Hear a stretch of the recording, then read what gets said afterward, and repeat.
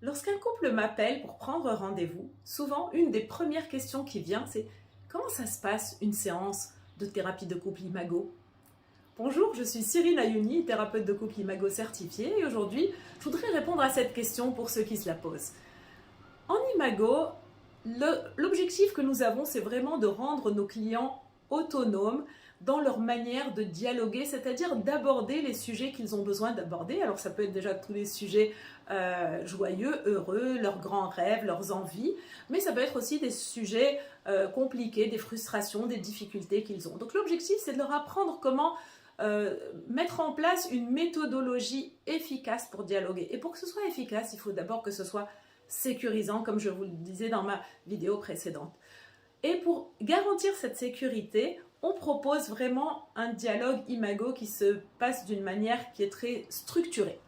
Donc dans notre cabinet, les clients ne nous regardent pas nous, mais se regardent eux, tous les deux. Ils sont assis face à face, parfois les mains dans les mains, ils se touchent en tout cas à minima, et ils se regardent et ils s'adressent l'un à l'autre.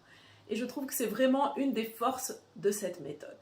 Et donc il y a un émetteur et un récepteur. L'émetteur, c'est celui qui va dire ce qu'il a besoin de dire, et le récepteur, c'est celui qui va écouter, c'est celui qui va aller dans le monde de l'autre. Et ensuite, on va intervertir.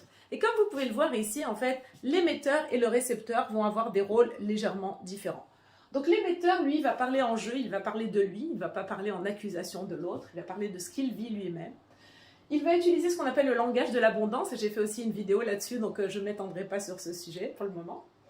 Il va employer des phrases courtes, et on dit que la vérité se dit en 5 mots en Imago, donc ça permet à l'autre aussi de bien entendre. Et l'autre, justement, pour bien entendre et bien comprendre ce qui se dit, donc le récepteur, lui, il va mettre ce qu'on appelle son monde sur l'étagère, c'est-à-dire qu'il va se mettre un petit peu en retrait pour être complètement ouvert à ce que son partenaire va lui partager. Il va aussi être vraiment dans une écoute active, présente de tout son corps, et l'écoute active aussi, j'en parle dans une de mes vidéos. Il va faire miroir, c'est-à-dire qu'il va dire à l'autre « je t'entends » me dire, pour essayer vraiment de lui montrer qu'il a entendu et sans déformer ses propos. Donc c'est vraiment un vrai miroir, ça n'est pas reformulé nécessairement.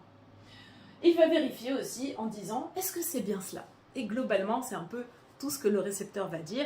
Et ensuite, on va échanger les rôles, souvent pour parler déjà de la même situation, pour bien prendre conscience que du point de vue de l'un et de l'autre, les choses ne se vivent pas toujours de la même manière.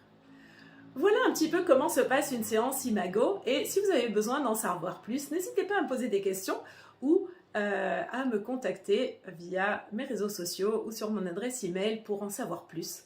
Merci, à bientôt.